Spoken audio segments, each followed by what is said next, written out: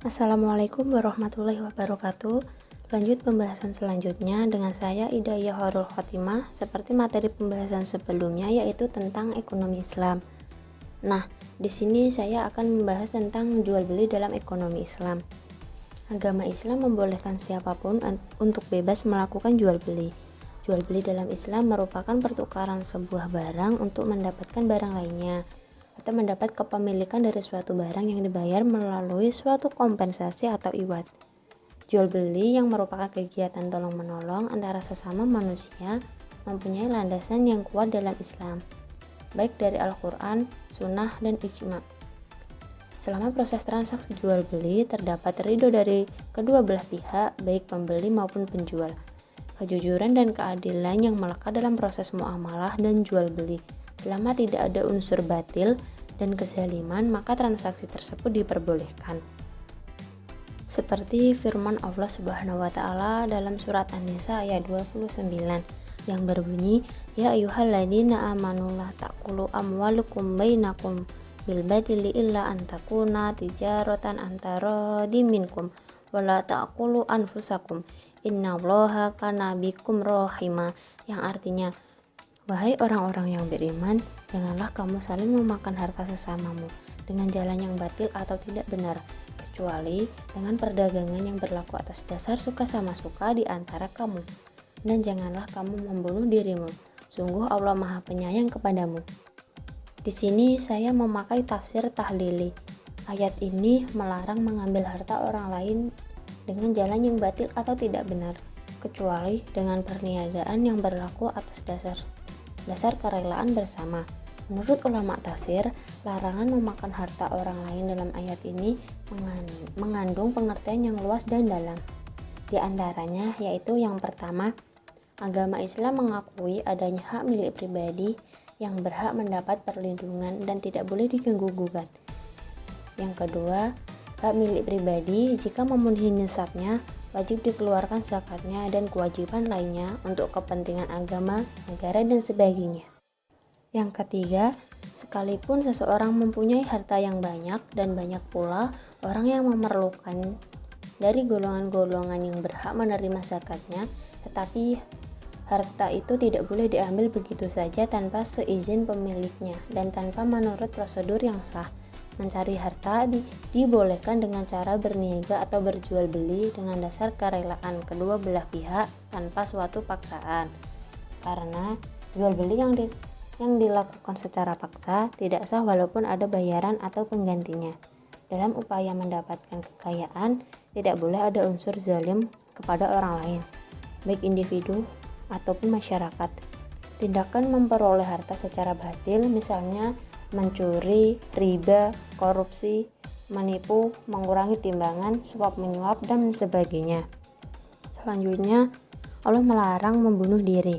Menurut bunyi ayat yang saya sampaikan tadi, yang dilarang dalam ayat ini adalah membunuh diri sendiri atau membunuh orang lain. Maksudnya, membunuh orang lain berarti membunuh diri sendiri. Sebab setiap orang yang membunuh akan dibunuh sesuai dengan hukum qisas. Dilarang bunuh diri karena perbuatan itu termasuk perbuatan putus asa. Dan orang yang melakukannya adalah orang yang tidak percaya kepada rahmat dan pertolongan Allah Subhanahu wa taala.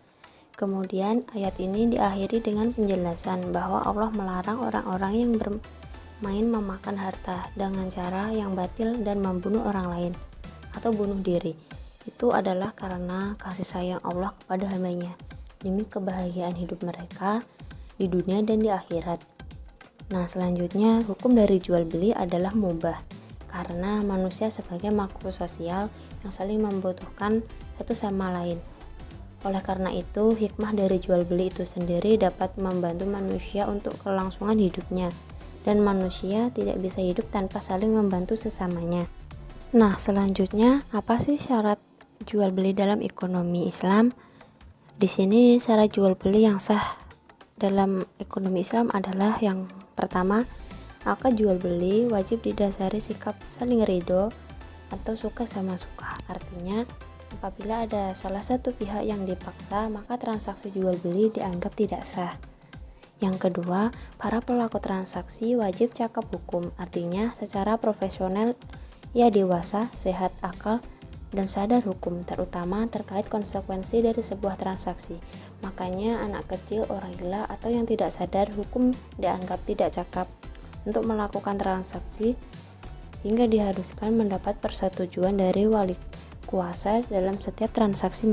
Yang ketiga yaitu barang atau objek transaksi adalah milik yang bertransaksi. Maksudnya objek transaksi haruslah milik pelaku transaksi.